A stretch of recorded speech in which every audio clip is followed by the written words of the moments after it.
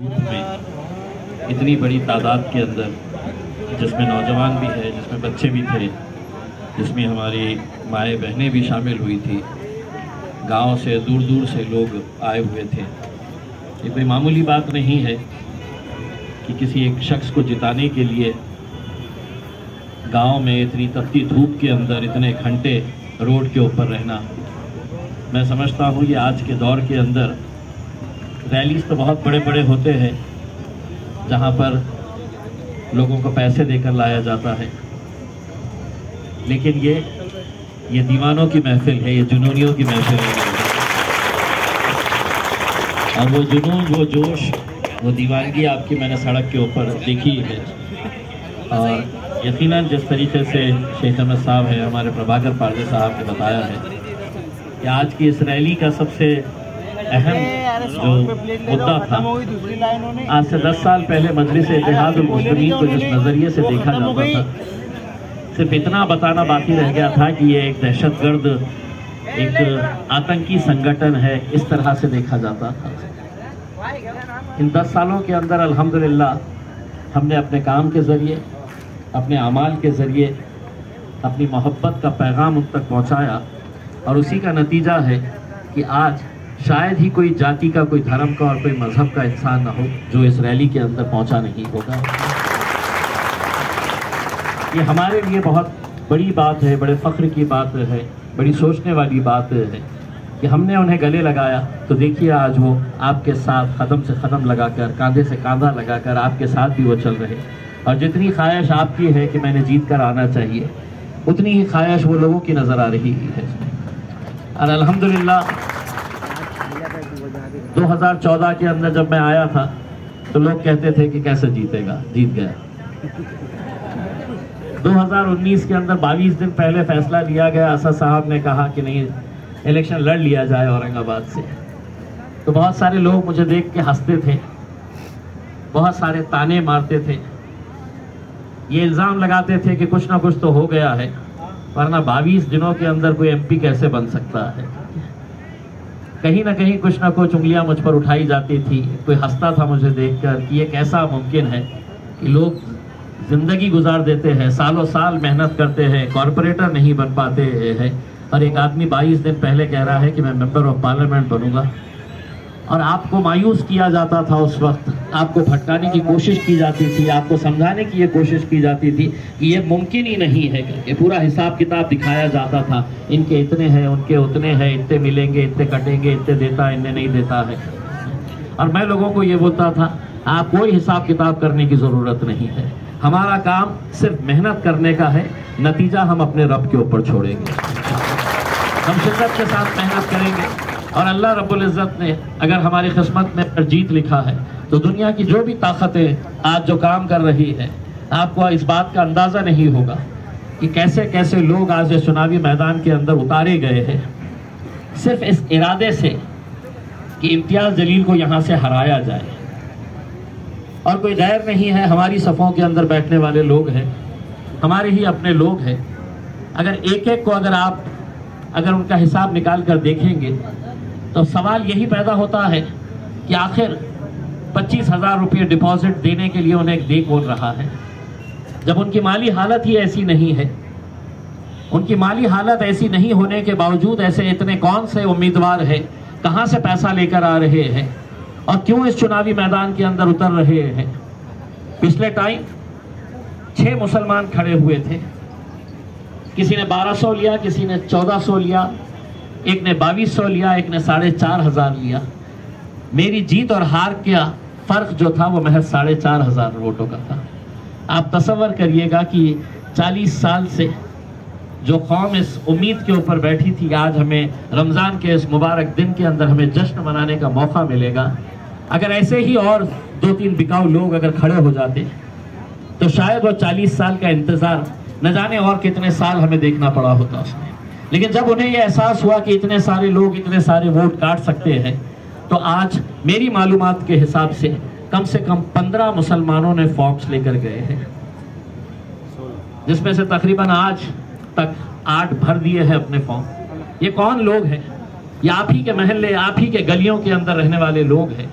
जिन्हें खड़ा किया जा रहा है सिर्फ इस इरादे से कि इम्तियाज जलील के वोटों को कैसा काटा जाए करके। हो सकता है उन्हें ये पैसा या तो भाजपा वाले दे रहे हैं या शिवसेना वाले दे रहे हैं, और यही सियासत जब होती आ रही थी तब हमारी सियासत खत्म हुई थी। लेकिन आपने 2014 के अंदर इन सबको नकारा, 2019 के अंदर आपने एक ताकत बनकर खड़े रहे, तो आपने पूरे हिंदुस्तान के अंदर एक मोजेजा करके दिखाया कि हिंदुस्तान में महाराष्ट्र का इकलौता एक मुस्लिम एमपी आपने औरंगाबाद से चुन कर दिया। और उस जीत के अंदर जितना योगदान, जितनी मेहनत, जितनी शिद्दत से आप लोगों ने काम किए थे, उतनी ही शिद्दत से, उतनी ही ताकत से प्रभाकर पारधे और उनका समाज दलित बंधुओं ने भी उतना ही ताकत के साथ हमारे साथ कांधे से कांधा लगाकर काम किए थे। और उसी का नतीजा है आज इन्हें भी हमसे दूर करने की कोशिश की जा रही है। लेकिन आज बहुत सारे ऐसे लोग हैं जो आज जुड़े हुए हैं और उनकी ये लगन है, ये जुस्तजू है। आज हमने इस रैली के अंदर देखा कि शुरुआत कहाँ हो रही थी और खत्म कहाँ हो रही थी। कैमरा जितनी दूर तक जा सकता था जा रहा था। मीडिया वाले परेशान थे कि आपकी मजलिस की रैली के अंदर हमें हरे झंडे के अलावा नीले लग रहे हैं, भगवे झंडे कैसे आ गए हैं, पीले झंडे कैसे नजर आ रहे हैं करके। ये अल्हम्दुलिल्लाह इन झंडों को हमने अपने काम के जरिए करीब लाया है।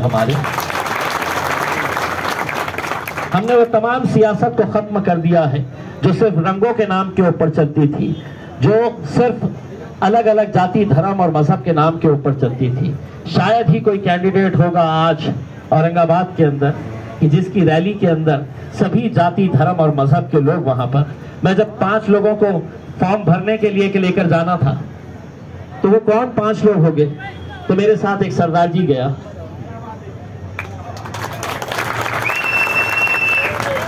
मेरे साथ एक दलित भाई मेरा गया, मेरे साथ आदर्श की वो एक हिंदू महिला गई जिसका पैसा लोगों ने लूट कर भाग गए। तमाम अपने आप को हिंदुओं की रक्षा करने वाले नेता कहने वाले उन सभी के चौखट के ऊपर गए, गिड़गिड़ाए, भीख मांगे कि ये हमारी जिंदगी भर की कमाई है और ये कमाई है ये बैंक ने, ये पद संस्था ने लूट कर हमारे पास से हमें सड़क पर लाकर छोड़ दी है। किसी ने उनका साथ नहीं दिया। लेकिन जब मेरे पास आए तो मैंने उनसे ये नहीं पूछा कि तुम्हारा मजहब क्या है ये बताओ, तुम्हारी जात क्या है ये बताओ, तुम्हारा धर्म क्या है ये बताओ, उसके बाद मैं काम करूंगा। मैंने उनको आश्वासन दिया, उनको यकीन दिलाया कि तुम्हारी मुश्किलों के अंदर मैं खड़े रहूंगा। दोस्तों, आज अल्हम्दुलिल्लाह हम मुसलमान हैं, हमें फख्र है इस बात का। लेकिन हम अगर लोगों को सिर्फ जाकर ये कहेंगे कि इस्लाम कितना अच्छा मजहब है करके, और अगर हमारे आमाल उसके हिसाब से नहीं रहेंगे, मैं समझता हूं इस्लाम मजहब उन लोगों तक पहुंचाने का काम किया है कि तुम अगर मजबूर है, तुम परेशान है, तो मैं तुम्हारी जात धर्म नहीं देख रहा हूं, मैं तुम्हारे लिए पूरी ताकत के साथ खड़ा हुआ हूं। यही हमारा मजहब हमें सिखाता है। आज इस रैली के अंदर अल्हम्दुलिल्लाह इतनी कामयाब रैली रही, इतने घंटे तक आप लोग चलते रहे, आप लोगों का जोश।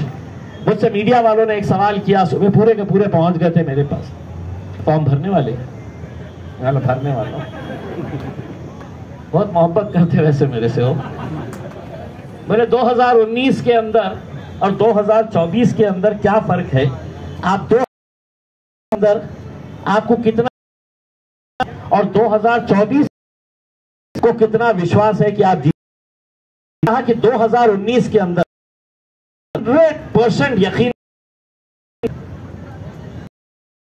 24 में बोला 2024 200% यकीन। बोले कैसा बोलते हैं कि नौजवानों की आंखों के अंदर इनके जोश देखता हूं, इनकी दीवानगी देखता हूं। बुजुर्गों जब मेरे साथ पास आकर अपना हाथ मेरे सर के ऊपर रखते हैं तो उनकी दुआओं को मैं देखकर ये यकीन के साथ कह सकता हूं कि कितनी भी ताकत है तुम कर ले, इंशाअल्लाह 4 जून के दिन हिंदुस्तान का सबसे बड़ा जश्न इंशाअल्लाह औरंगाबाद का। बस आप लोगों को बहुत जिम्मेदारी के साथ काम करना है। आने वाले कुछ दिनों के अंदर बहुत कम दिन बचे हुए हैं और आप लोगों को यह समझना है कि इलेक्शन आपका है, वरना आपको मालूम है कि एक आपका नुमाइंदा चुन कर आने में 44 साल लग गए थे। अब न जाने कितने साल लग जाएंगे उसमें। लोगों की नाराजगी क्या है मुझे पता नहीं है उसमें। कुछ लोग रहते हैं कि नहीं साहब मेरी शादी में नहीं आया था वो। छोटे छोटे मुद्दों को लेकर लोगों के कुछ नाइत्तेफाकियां होती है, लेकिन हम एक बहुत बड़ा पिक्चर देख रहे हैं, हम एक बहुत बड़े मिशन की तरफ जा रहे हैं। उस मिशन से भटकाने के लिए हो सकता है आपके बीच में भी कुछ लोग आएंगे, आपको भी भटकाने की कोशिश करेंगे, आपसे भी कई सवाल करेंगे। उसमें एक सवाल जरूर उन तमाम राजनीतिक पार्टियों से करना कि महाराष्ट्र के अंदर 48 सीटें हैं लोकसभा की, सिर्फ इकलौता एक मुसलमान एमपी इम्तियाज जलील है, उसको हराने के लिए पूरी ताकत क्यों लगा रहे हो? और अगर लगाना ही है तो एक आध मुस्लिम उम्मीदवार तुम अपनी पार्टी से भी अगर महाराष्ट्र में दे देते तो शायद हम भी उनकी मदद करते दूसरी जगह के ऊपर।